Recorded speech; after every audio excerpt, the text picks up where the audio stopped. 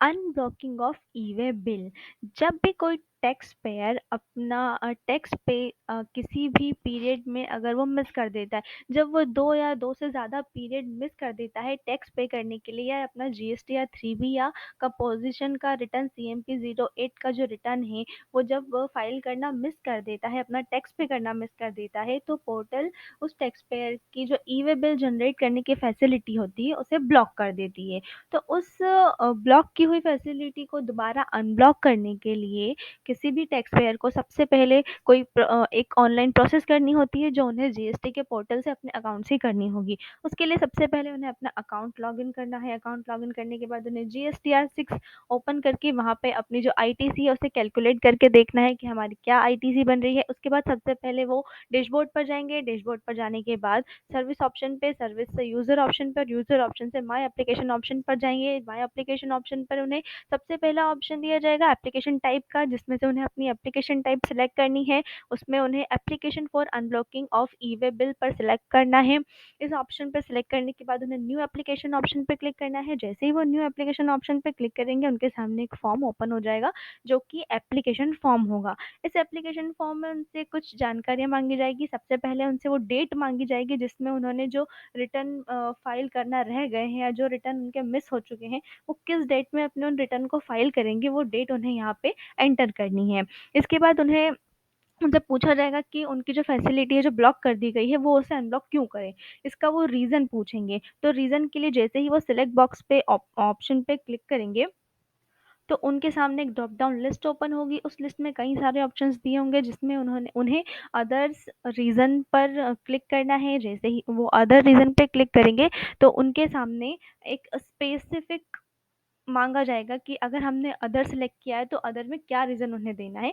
उन्हें वो रीज़न यहाँ पे डालना कंपलसरी है, वो उन्हें यहाँ पे एंटर करना होगा। इसके बाद उन्हें अटैचमेंट के लिए जो भी डॉक्यूमेंट उनसे मांगे गए हैं, वो डॉक्यूमेंट उन्हें यहाँ अटैच करना है। फिर वेरिफिकेशन बॉक्स पे क्लिक करके एथोराइज सिग्नेटरी का नाम सेलेक्ट करके, प्लेस सेलेक्ट करके प्रोसीड ऑप्शन पे क्लिक करना है। जैसे ही प्रोसीड ऑप्शन पे हम क्लिक करेंगे, हमारे सामने एक वार्निंग बॉक्स ओपन होगा, जहाँ हमें प्रोसीड पर क्लिक करना है। प्रोसीड ऑप्शन पे क्लिक करने के बाद हमसे जो सबमिट करने के लिए कहा जाएगा, जहाँ हमारे सामने दो ऑप्शन आएंगे, submit with DSC and EVC। हम EVC पर क्लिक करते हैं तो हमारे जो मोबाइल नंबर और ईमेल आईडी पर एक OTP जाता है। दोनों जगह सेम OTP होता है, दोनों में से किसी भी एक जगह से हम OTP देकर या एंटर करके वैलिडेट OTP पर क्लिक करेंगे। जैसे ही हम वैलिडेट OTP पर क्लिक करेंगे, हमारे सामने एक नोटिफिकेशन आएगा कि हमारी जो एप्लीकेशन है वो सक्सेसफुली सबमिट हो गई है, और हमारी जो एप्लीकेशन की डिटेल्स है, वो कुछ डिटेल शॉर्ट में हमारे सामने शो हो जाएगी। हम इसे डाउनलोड ऑप्शन पे क्लिक करके डाउनलोड भी कर सकते हैं।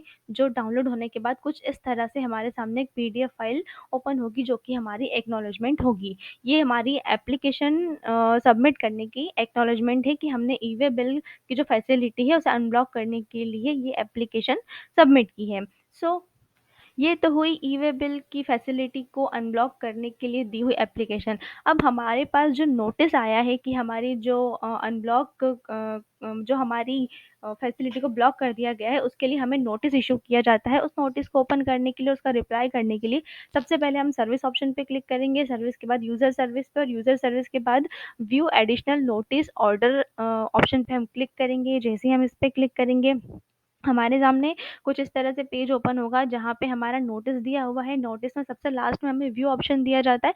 व्यू पे हम क्लिक करते हैं तो हमारा जो नोटिस है वो ओपन हो जाता है। अब इस एप्लीकेशन को हमें डाउनलोड करने के लिए डाउनलोड एप्लीकेशन पे क्लिक करेंगे। जैसे ही हम इस ऑप्शन पे क्लिक करेंगे, तो ये एप्लीकेशन कुछ इस तरह से डाउनलोड होके हमारे सामने आ जाएगी, जो कि हमारी एप्लीकेशन थी। सो हम बात कर रहे थे नोटिस की। नोटिस का रिप्लाई करने के लिए हमें रिप्लाई ऑप्शन पे क्लिक करना है। जैसे ही हम रिप्लाई ऑप्शन पे क्लिक करेंगे, हमारे सामने जो फॉर्म है वो ओपन हो जाएगा। तो सबसे पहले हमें रिप्लाई देना होगा कि हम रिप्लाई में कौन सा स्टेटमेंट यहाँ पे अटैचमेंट के रूप में जो है वो ऐड कर रहे हैं। हमें पहले उस स्टेटमेंट का नाम देना है, फिर नीचे हमें उस स्टेटमेंट को अटैच करना है, यानी कि अपलोड करना है। फिर हम वेरिफिकेशन के लिए डिक्लेरेशन बॉक्स पे क्लिक करेंगे।